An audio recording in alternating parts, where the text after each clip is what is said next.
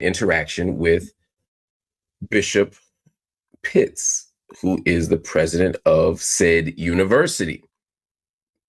And I said, well, if I can't get Dr. Bryant, well, even if I could get Dr. Bryant, I'd also want to talk to Bishop Pitts to get to the bottom of this, because he's saying, allegedly, that there is a degree, that there is a university, and that this is a legitimate enterprise.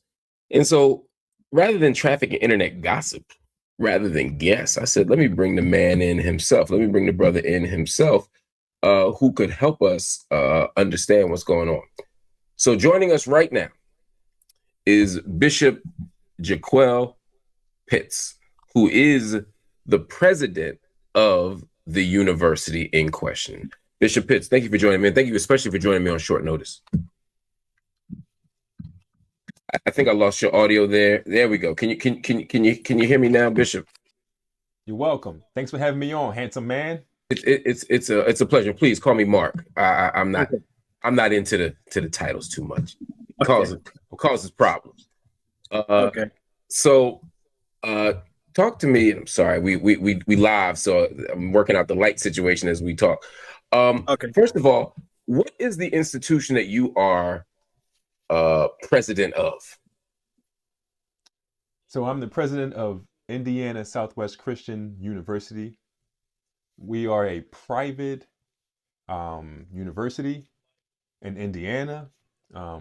We specialize in helping women get degrees that society has looked down upon for whatever reason, whether it's because they look amazing in bikinis or they just want to hate on a sister. Like, that's why we started this university. And here in Indiana, we feel like this state needs our representation. There are some degrees that people can't get elsewhere. Where we we could just continue, please. I mean, interrupt. So, we only accept people that we think are highly attractive. Okay, because if you're not a baddie, you're not getting a bachelor's. If you're not a dime, you're not getting a doctorate. Okay. You know what I mean? So it's like, that's how we began. That's in our mission statement on our website. You can check it out. We're 100% legit. Yeah. So I just wanted to say that thank you for having me on, because we could put all this to bed, that Dr. Cheyenne Bryant does have a doctorate because she's a dime. You know what I mean? So it's like, yeah, that's why we're here.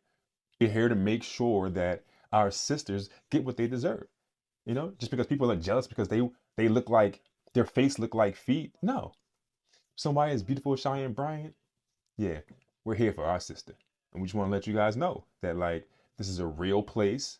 We do real work in the name of the Lord, actually, because again, we're Indiana Southwest Christian. Here, let me pull up this letter, because as I'm trying to zoom it in for my audience here, but as I'm reading said letter, it says, it explains what religious exemption is, and it says that it will allow organizations and institutions to be exempted if they have a clearly religious nature, which you're saying you all are.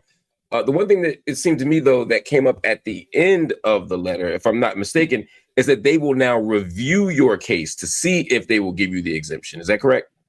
No, that's not correct.